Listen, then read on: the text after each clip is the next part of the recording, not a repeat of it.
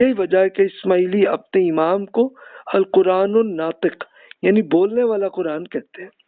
جبکہ مقدس کتاب کے اصل متن کو القرآن الصامت یعنی خاموش قرآن کہا جاتا۔ تو اس وجہ سے اسماعیلیوں کے حدیث پر کم ہی کام کیا، کیونکہ امام کمیونٹی کی رہنمائی کے لیے ہدایت کے معیار کے طور پر موجود ہے۔ تو یہ دفتری صاحب کی یہ بک ہے، آپ خود گوگل پہ آپ سرچ کر لیں، آپ خود انہی کے اپنے انگلش کے الفاظ میں آپ پڑھ لیجئے تو سیم وہی تصور آپ کو نظر آئے گا۔ تو اب دیکھیے بیسیکلی کیا تھا کہ انہوں نے اس کا مطلب یہی اس میں لیا کہ بھی ان کے امام صاحب نے جو بھی کہہ دیا وہی قرآن ہے، تو یہ مطلب لیتے ہوئے پھر ان کے ہاں ایک باقاعدہ ایک الگ مذہب بھی بن گیا اور ایک الگ تصور بھی الگ ہو گئے۔ اچھا ایک تو یہ، لیکن صرف وہیں تک نہیں بلکہ تصوف کے ہاں بھی ہم دیکھیں گے کہ صوفی حضرات کے ہاں بھی یہی تصور اسی قسم کا ہی آتا۔ تو وہ اس طرح انہوں نے قرآن مجید کی تفاسیر وہ صوفی حضرات نے اپنے اپنے طریقے سے ایسے کی ہوئی۔ تو اب آگے آپ خود فیصلہ کر لیجئے کہ اس میں سے کون سا اللہ تعالیٰ کا حکم ہے اور کون سا انسان کی کاوش ہے۔ تو اب ہم پولیٹیکل معاملات پہ ہم دوبارہ آتے ہیں کہ جس طرح سے پہلے تو ایک اور بھی ہوتا ہے نا، اب ہم ڈیٹیل میں آتے ہیں کہ کیا واقعات ہوئے ہیں، تو اس سے اصل میں کہ پوری سچویشن سامنے آ جائے گی۔ اب یہ کرامتا ایک اسماعیلی حضرات کا ایک گروہ الگ ہوا تھا، تو عام اسماعیلی حضرات ان کو اپنا نہیں مانتے، لیکن چلے کرامتا حضرات جو بھی تھے تو ان کا پوائنٹ آف ویو کیسے بنا تھا، اور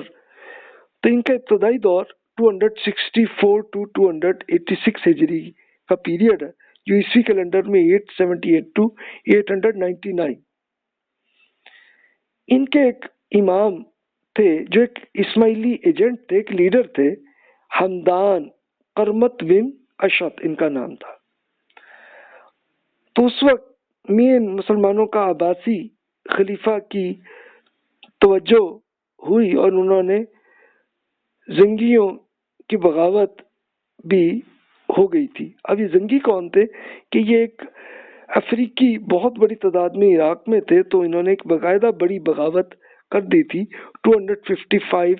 ہجری سے لے کے 270 ہجری، یعنی 15 سال تک بغاوت کرتے رہے تھے۔ تو اس سے رزلٹ کیا ہوا تھا کہ یہ اب ظاہر ہے کہ بغداد جو کہ عراق کا مین کیپٹل تھا وہی کافی حد تک تباہ ہو چکا تھا۔ روپوش امام کا تصور 260 ہجری میں آیا اور اس کے بارے میں امید لوگوں میں آنے لگی۔ اب یہ کن میں آنے لگی؟ اسماعیلی حضرات میں آنے لگی، اور کرمتی حضرات کہہ لیں کہ ان کے اندر ہی آنے لگے۔ تو جنوبی عراق، ایران، بحرین، ہر طرف دعوت انہوں نے پہنچائی، اور خصوصی علم جفر، یہ وہ یاد ہے کہ آپ نے جو سائنس میں پڑھا تھا کوڈ ورڈز، یہ بالکل جیسے کاف پر مطلب یہ، تو اس طرح سے اسماعیلی سیریا کے لیڈرز سے گفتگو ہوئی اور اس طرح سے اپنا میسج ہر طرف پہنچایا۔ پھر خمس یعنی 20% ٹیکس اور دار الحجرہ قلعہ، انہوں نے ایک باقاعدہ قلعہ بھی بنا لیا اور اس پر یہ 20% ٹیکس بھی لوگوں سے لینے لگے۔ بحرین میں ان کی حکومت، بحرین کا ایریا میں نے عرض کیا تھا کہ یہ پورا سعودی عرب کا مشرقی ایریا، تو اس میں پھر حجر اور الاحساء میں ناکام بغاوتیں بھی ہوئیں، اور لیکن بڑا کوشش ان کی یہی تھی کہ بھی وہاں پہ کسی طرح حکومت بن جائے۔ اور پھر سندھ میں ان کی دعوت کافی کامیاب ہوئی، پھر بہت سارے مزارات بنائے، حکومتیں بھی بن گئی، اور انہوں نے ملتان کو دارالحکومت 347 ہجری میں بنا لیا۔ کرامتا کی اسماعیلی تحریک سے پھر علیحدگی بھی ہو گئی کہ اسماعیلی حضرات سے جب وہ خود الگ ہوئے، یہ 286 ہجری میں ہوئے، اس لیے اسماعیلی حضرات ان کو اب اپنا حصہ نہیں مانتے، اور یہ 15 سال تک ان کے آپس میں اختلاف رہا، اور پھر انہوں نے عبید اللہ المہدی کا مہدی ہونے کا دعویٰ کیا، اور اسماعیلیوں میں فروغ ان کا رہا۔ یعنی بیسیکلی آپ دیکھیے کہ کرامتی حضرات میں سے ہی ایک گروپ الگ ہوا تھا، اور وہ عبید اللہ مہدی صاحب تھے، تو وہیں سے یہ ایک الگ گروپ ان کے ہاں بن گیا تھا۔ تو حمدان قرمط بن اشعث یہ اسماعیلی ایجنٹ سے تو ان سے جب یہ الگ ہوئے تھے تو وہاں پہ الگ ہو گیا گروپ، اور کرمت تحریک میں کرمت روپوش ہو گئے، اور انہوں نے امام مہدی ہونے کا دعویٰ کیا کہ جناب یہ 290 ہجری کا ہے۔ پھر عبید اللہ المہدی کا امام ہونے کا دعویٰ، پھر افریقہ میں ان کا میسج زیادہ پہنچا، اور وہ جو فاطمی خلافت جو ابھی آپ نے پڑھی تھی تو 296 ہجری میں بن گئی وہاں پہ،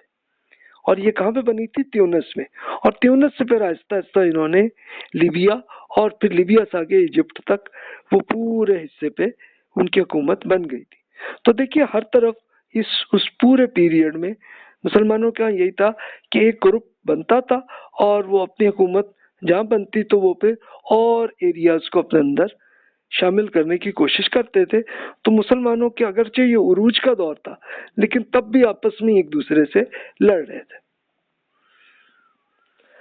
اب کرامتہ کی جو 264 to 470 ہجری تک کی ان کی حکومت رہی ہے، تو یہ دیکھیے یہ جہاں پہ یہ سٹار جہاں آپ کو میپ میں نظر آ رہا ہے، یہاں ان کا دارالحکومت بن گیا تھا، اور وہاں سے انہوں نے اپنا میسج ایک طرف عراق کی طرف، ایک طرف مکہ مکرمہ کی طرف، ایک طرف عمان کی طرف ادھر کی تھی، اور وہاں سے آگے چلتے چلتے سندھ میں، اور سندھ کے ساتھ پھر آگے چل کے گجرات میں، جو انڈین گجرات ہے اس میں۔ تو بحرین میں کرمتی حکومت جب بنی تو عباسی خلافت کے ساتھ مسلسل جنگیں ہوئیں، اور پھر صوفی منصور حلاج، آپ نے صوفیزم میں پڑھا تھا کہ ایک صوفیاء کے ایک بڑے بزرگ تھے منصور حلاج صاحب، تو انہوں نے یہ دعویٰ کیا تھا کہ بھی انا الحق، کہ میں خدا ہوں۔ تو تب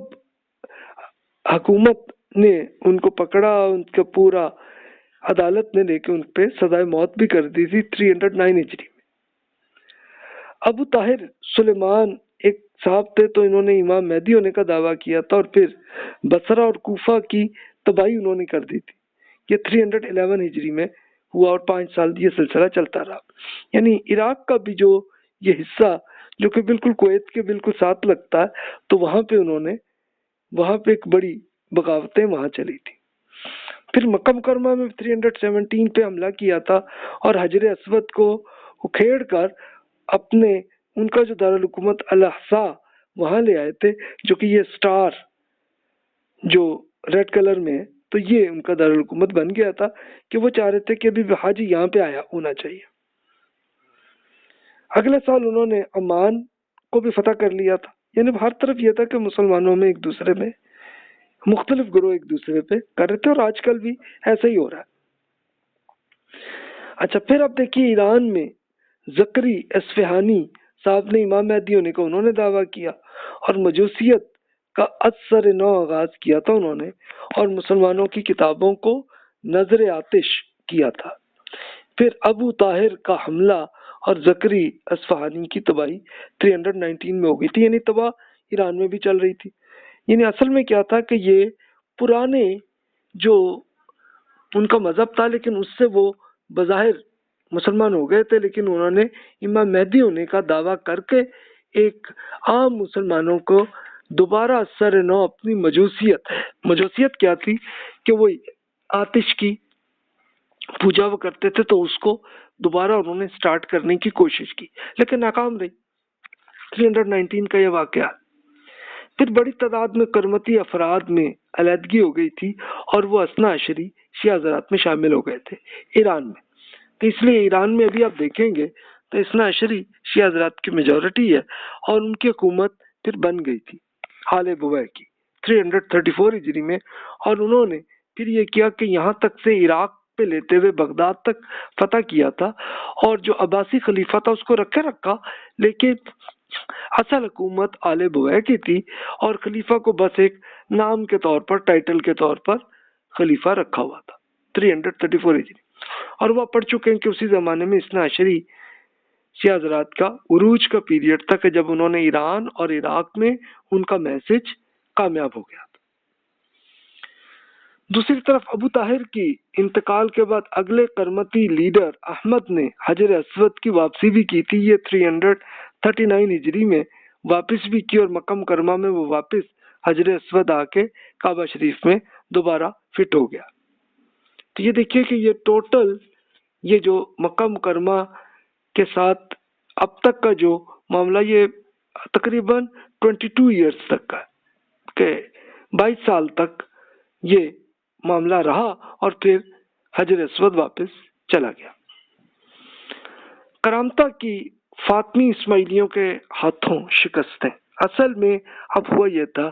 کہ اب جو فاطمی اسماعیلی جن کو ایک بڑی حکومت تیونس، لیبیا اور ایجپٹ میں بن گئی تھی، تو ان کی پھر کرامتہ سے جنگیں ہوئیں اور پھر اس میں کرامتہ کی بڑی تعداد وہاں پہ مارے گئے۔ یہ 363 to 368 ہجری کا پیریڈ ہے۔ پھر کرامتہ اسماعیلی اثنا عشری حضرات اور سلاجقہ میں مسلسل جنگیں ہوتی رہیں اور بحرین پھر جا کے اس میں کرامتہ کا مکمل خاتمہ ہوا۔ 375 ہجری میں ان کی حکومت ہی ختم ہو گئی۔ لیکن دوسری طرف سے یہ ہوا کہ اثنا عشری حضرات کی جو آل بغی کی حکومت جو ایران اور عراق میں تھی، تو وہ اس سے کچھ عرصے بعد 447 ہجری میں وہ بھی ختم ہو گئے، کیونکہ اس میں پھر یہ ہوا تھا کہ جو اہل سنت کی بڑی تعداد وہ پھر ان کی آئی اور انہوں نے ان کی بھی حکومت کو ختم کر دیا تھا۔ پھر سلاجقہ کے ہاتھوں قرمتی کی مکمل، اب یہ سلاجقہ یہ اہل سنت تھے تو ان کی طرف سے ایک پوری انہوں نے کرمتا کی 470 ہجری میں یہ پورے بحرین میں مکمل اس میں سے ان کو حکومت میں جتنا تھوڑا بہت حصہ بھی ان کے ہاتھ تھا وہ سارا ان کے ہاتھ سے ختم ہو گیا، عمان سے بھی ختم ہو گیا۔ تبھی بھی آپ اگر دیکھیے تو دمام جو سعودی عرب کا شہر ہے اور اس طرح قطر میں اور بحرین میں، تبھی بھی آپ کو بہت سارے